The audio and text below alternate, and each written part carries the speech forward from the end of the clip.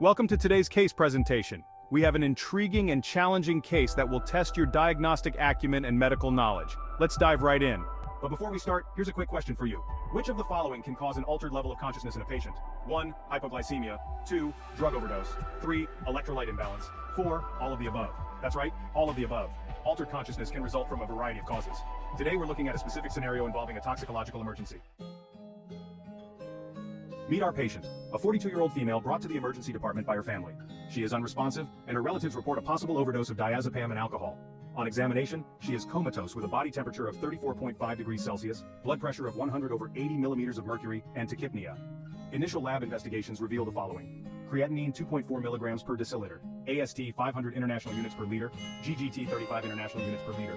Interestingly, her urine dipstick shows 3+ for blood, but the urine analysis is normal. Abdominal ultrasound was performed and is reported to be normal. Now, let's think about it for a moment. With these clinical findings, what could be the most likely diagnosis? 1. Acute tubular necrosis. 2. Rhabdomyolysis. 3. Drug-induced hepatitis. 4. Acute liver failure. Let's analyze the clues carefully. The patient's history of diazepam and alcohol overdose immediately suggests a possible multi-system involvement. Her comatose state, combined with hypothermia and hypotension, points towards a central nervous system depression, likely due to the sedative effects of diazepam and alcohol.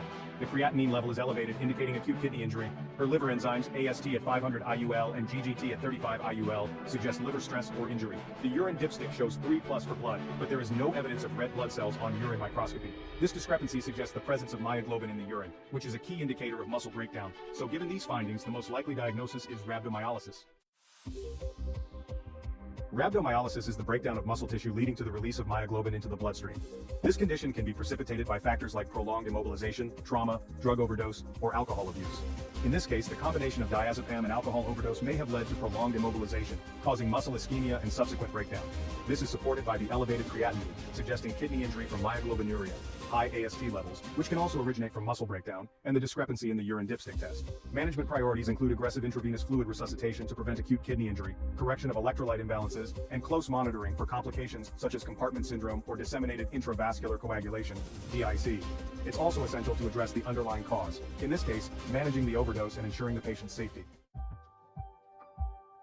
To conclude, this case highlights the importance of a thorough assessment in patients presenting with altered mental status and suspected overdose. Understanding the potential complications, such as rhabdomyolysis, can make a significant difference in patient outcomes. What is the most critical initial management step in a patient diagnosed with rhabdomyolysis? 1. Dialysis. 2. Fluid resuscitation. 3. Administering diuretics. 4. Starting corticosteroids. That's correct. The most critical step is fluid resuscitation to prevent kidney injury. Thank you for joining today's case discussion. Stay tuned for more real-life medical challenges and keep sharpening your clinical skills.